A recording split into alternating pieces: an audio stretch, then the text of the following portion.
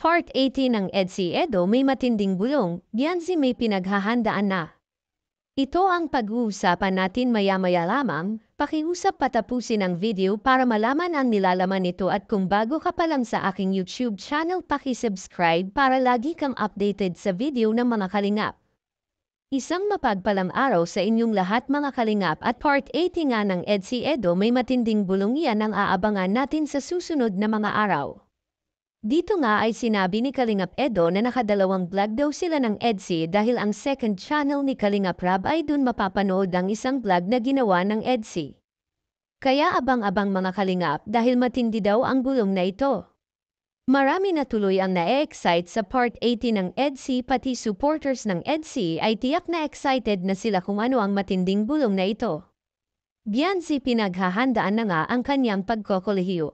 Dahil malapit na ang pasukan, dahil kolehiyo na si Bianzi ay kinuha nga nito ang kurso niyang tourism at dito siya mag-aaral sa La Consolacion College dito sa Daet na kung saan dito mahahasa ang kaalaman ni Bianzi para sa kanyang kursong tourism bagay na bagay sa kanya ang kursong ito. Naisip kasi ni Bianzi na mahirap ang nursing na gusto sana niya kaya balik ulit siya sa tourism. Sa kanyang pagpasok sa kolehiyo, Bianzi may security guard na palaging kasama sa paaralan. Tama po ang narinig yung meron si Bianzi security guard sa kanyang pagpasok sa paaralan. Ang bodyguard niya ay walang iba kundi si Papa Eds. Dahil araw-araw ay hatid sundo si Bianzi sa paaralan ni Kalingap Edo. Grabing pagmamahal ang binibigay ni Kalingap Edo kay Bianzi, gagawin niya ang lahat para makasigurado na safe na uuwi si Bianzi sa bahay.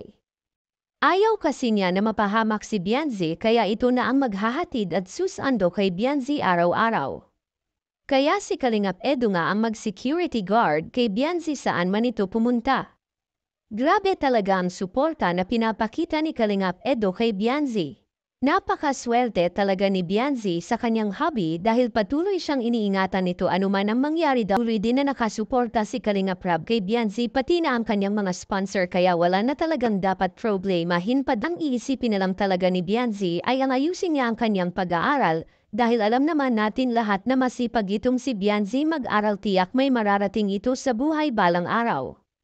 Hanggang dito na lang muna ang update kung huwag natin kalimutan suportahan ang ama ng Kalingap na si Val Santos Matubang at ang kanyang anak na si Kalingap Rab at ang munting channel kumito. Maraming salamat po. God bless sa inyong lahat.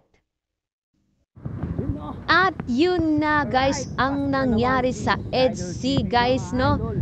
Hanggang dito na lang ang ating reaction video ngayong araw na to guys no. At kung bago ka pa lamang sa aking YouTube channel, please like and subscribe na rin po at pakipindot na rin po ang notification bell button para updated po sa mga ilalabas nating mga reaction video mga kalingap no. At suportaan po natin ang buong kalingap na si Kuya Val Santos Matubang, Ate Ana Vlogs, Kalingap Rab, at buong Kalingap team at mga Kalingap reactor guys no. Hanggang dito na lang ang ating reaction video. Maraming salamat sa panonood. Stay tuned lagi at maraming salamat. I love you all. Mwah mwah. Chup chum. Bye bye.